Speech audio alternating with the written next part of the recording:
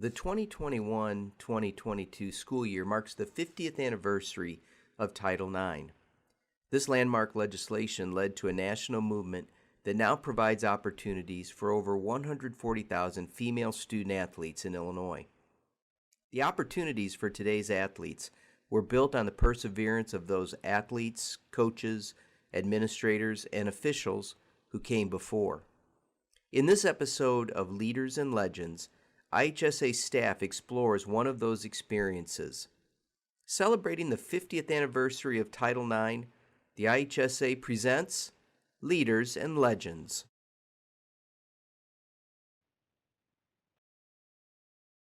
Hi, I'm Tracie Henry from the Illinois High School Association, and as we discuss Title IX, joining me here today are Jean Walker and Mary Lou Hunt, two leaders when it comes to IHSA girls tennis here in the state of Illinois. They're going to tell us how they've been involved with the IHSA state finals and connected to the association in promoting girls tennis throughout our state. So getting started here today, Jean, can you just tell me about how you've been connected to the IHSA and your involvement in girls tennis here in the state of Illinois? Well, actually, the first year of tennis, Mary Lou was in charge. She was the manager for the state tennis tournament, and fortunately, she asked me to help with it. And so I helped her for 6 years, I think it was, and then I became the manager for 22 years, and then I helped Jean Resney for 12 years before Prospect stopped hosting after the 40th anniversary. So that was my involvement with tennis. Awesome. Mary Lou, how about yourself? How have you been connected to IHSA girls tennis here? Well, as Jean mentioned, 50 years ago, Ola Bundy said to us, let's have a state tennis tournament. And it was like, oh my word. And so I right away contacted Jean, and thank goodness she said, we can do it. We'll do it together. We started at Arlington High School. But it wasn't all roses because we were, again, going against the administration as well as different boys' sports. So I started 50 years ago. Awesome. And Mary Lou, just tell us a little bit about your Title IX story. How did that affect you? Where were you at when Title IX was passed? And just give us your perspective. I think the big thing, and I have to say, because obviously 50 years ago people would not remember this, but before Title IX was passed, we actually were kind of competing against each other. We would just kind of make arrangements, get together, and then we would have tennis matches. And it wasn't publicized, but we were doing it before Title IX. And then when Title IX came in, it was like everything just wide open. We were running around like crazy trying to find, rackets, decent rackets for the girls, and trying to figure out, I think when we started out, and this is probably going to shock everybody, we did everything for free, and I think we even probably bought the tennis balls so that we could compete against each other. Awesome. Jean, how about you? Tell us your Title IX story. All right. It actually involves Mary Lou because I was a young teacher, and we had a meeting called for all the physical education teachers in the conference. And Mary Lou and Joe Wickbolt ran the meeting. It was over at Arlington High School.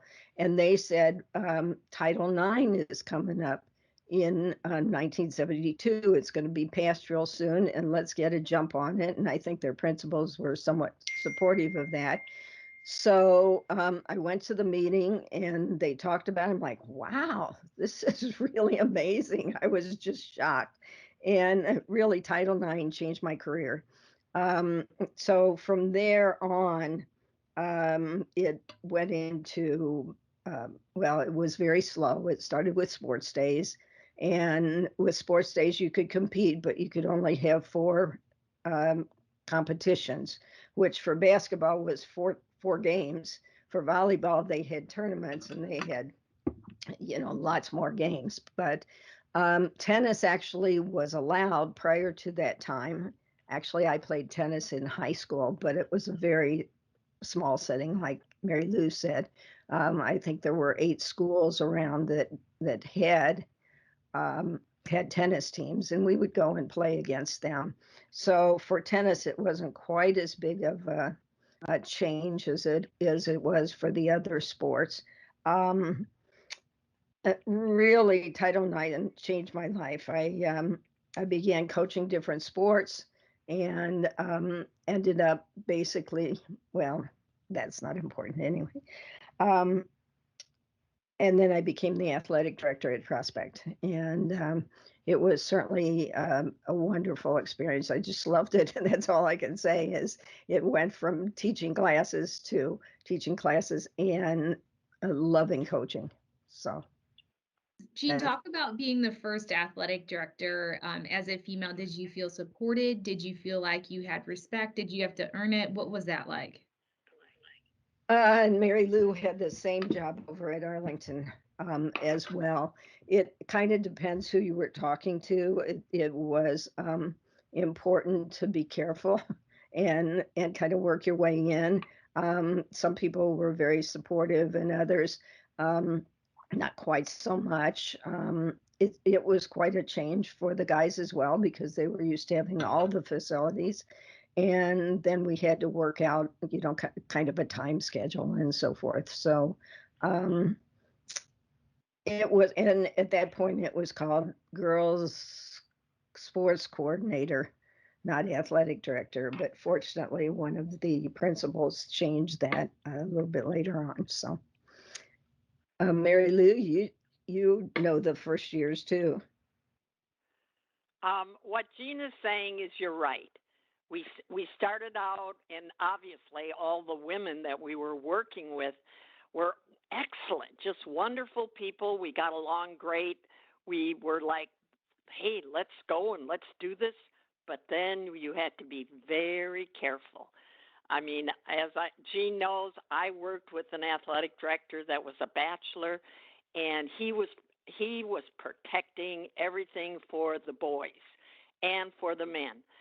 And when I go back and I look at things, we were very fortunate that all the sports that we were involved in, starting out, we had women coaches.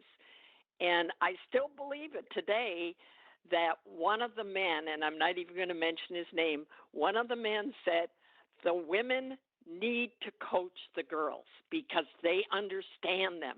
They are much better off working with the girls than the men are. And that was a great boost, but we had to be very careful around all the administrators and what we wanted. And they were afraid we were going to, we wanted uniforms, and they were afraid we wanted equipment, and oh my gracious. And then where's the money going to come for traveling? And I just have to tell Jean this. I think Jean probably will remember. I think all my life I drove a station wagon or a large vehicle so we could get the tennis players all in the vehicle together. Yeah. Mm-hmm. You were talking about uniforms, Mary Lou. This applies, and it actually applies to tennis as well as the other sports. We had one set of uniforms for quite a while, and they would be for the tennis players, and then they had to get those cleaned up really good so that the volleyball players could use them. And then there were like 5 or 6 different seasons, and we passed the same uniforms down. So things have definitely changed. So. And Jean is right about the uniforms in the sense that when I look at the pictures of the warm-up suits, just think about those also. We had to make sure somebody could do the laundry. Right. Let's talk a little bit about just some of the opportunities that resulted from Title IX. Jean, share with me some of the opportunities that came out of the legislation. Well, definitely opportunities to participate in team sports. Like I said, tennis was allowed, but it wasn't a big thing. So that got a lot more. So that conferences had the individual sports on a regular basis. So students were girls were allowed to participate in a lot of different sports that they had only been involved in what was called play days, where you went someplace and you divided the teams up so that you weren't from the same school and you just played for the day. And that was a big difference, I think. And obviously, the girls have learned, leadership and competition and all kinds of things from that. Mary Lou, what are some of the opportunities that you saw come out of resulting from Title IX? Well, I think the biggest thing is exactly what Jean has said. When I look back at the tennis players and I look at where they are and what they went through, these are young ladies that are now grown women that they stepped up and they were excellent. And again, we were very concerned about academics. And so being a part of the team and with the Title IX, we held them in high standards, and this was a great thing. And now I look at so many of them not only continued to play tennis, but many of them are coaching. And one of them, and I guess I can name her, it's Kathy Campbell, is still coaching at the university level. Coming out of high school, being high school on a high school team when Title IX went into effect. So, just what message would you like to share with our current student athletes? You talked first about, Title IX now opening doors for facility time, for uniforms, for travel, a lot of which was very different in your time than what it is for our current student athletes. You also talk about the opportunities just to represent your school, to be a part of a team and compete. What message would you like to convey to the current student athletes about Title IX, Jean? I think take advantage of the sports that you're allowed to play in, and hopefully the girls will appreciate the opportunity they have because it's been a while. It's been 50 years, but back then girls did not have that opportunity, and it's gradually grown so that the girls now, of course, are much more competitive, much more skilled, and so forth, and they need to realize what an advantage they have. How about you, Mary Lou? What would you communicate to current high school tennis players in Illinois? I think what Jean said is exactly right, but what also we have to think about is that when you are in sports, as we were back then, you still have to be able to compete fair, and you still have to enjoy what you're doing and not think that you have to always win, because it's just a matter of showing what you can do and how you enjoy being out there. Is there a certain high school memory that kind of stands out in your mind? I mean, you talk about tennis, it will be celebrating its 50th year. That's a lot of years of championships. That's a lot of years of involvement and being around the game. Is there something that was really memorable that sticks out from your years of service, Mary Lou?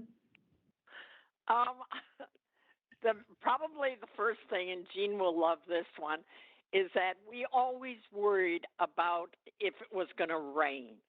I mean, I think Jean and I rolled more tennis courts and squeegeed more tennis courts and did more work because of the rain. And now I think about how, that's such a minor thing.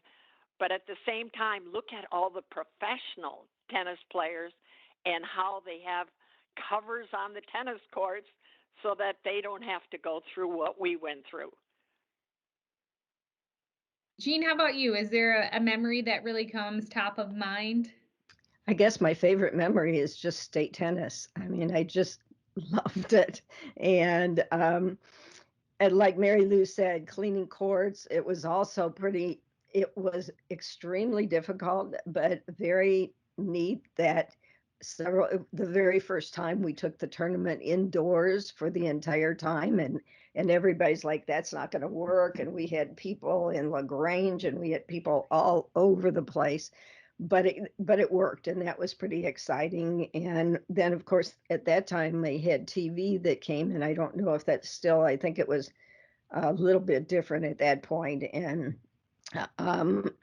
I just loved the opening ceremony, um, where we marched in and before the quarters, and had the national anthem. And one of the funny stories was a couple of times the geese in formation flew over the courts right during the national anthem. And then, of course, we had to clean the courts again, like Mary Lou was saying. But it was all just, it was just really fun. It was a favorite time of the year for me. And just the fact that girls could play sports was very nice, very neat. So we celebrate the 50th year of Title IX, and we've talked today just about the progress from transportation and facilities and uniforms to what we see our student athletes have today. What's the future when we think about Title IX and opportunities for females in sports? Jean, do you have any thoughts? Well, I would hope that many of the athletes that are really loving it would go on to coach, as they are now, but maybe even more of them, and get involved. And I think probably some of them are getting involved on a smaller level, where their daughter or son are playing some sport when they're 7 or 8 years old, and they're helping with that, and so that they use the skills that they're learning through high school. Um, and I would hope that it would go in a positive manner, where sportsmanship is a major key that is taught. And obviously the girls are going to continue to get better and better. Um, and hopefully that doesn't take away from a lot of other things, so that they're well rounded. Great. Mary Lou, do you have any thoughts for the future? Well, I think what Jean said is exactly right. But I think the big thing is that I think the young people today, and I'm talking about the ones that are in high school, they probably have an idea of what Title IX is, but they have no idea, how hard it was to be able to get everything to go and in the direction it is. And as Jean said, you're right, you have to really love it. And the other thing is there's always going to be negative. And I think probably one of the big things when it went into, and again, we're talking about high school students going into college, very limited amount of scholarships and amount of help for tennis players. But you got to step back and think about what we have gained in 50 years, and the future is open.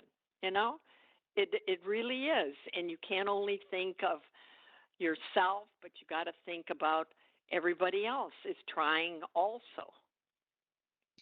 Well, Gina and Mary Lou, I just want to say thank you on behalf of the Illinois High School Association for your years of service, for setting the foundation for high school girls tennis. When we have people like you that are state final managers and involved with our state series year after year, you're the ones that really make those experiences special. So we can't thank you enough for your service and contributions to IHSA and girls tennis in Illinois. So thank you.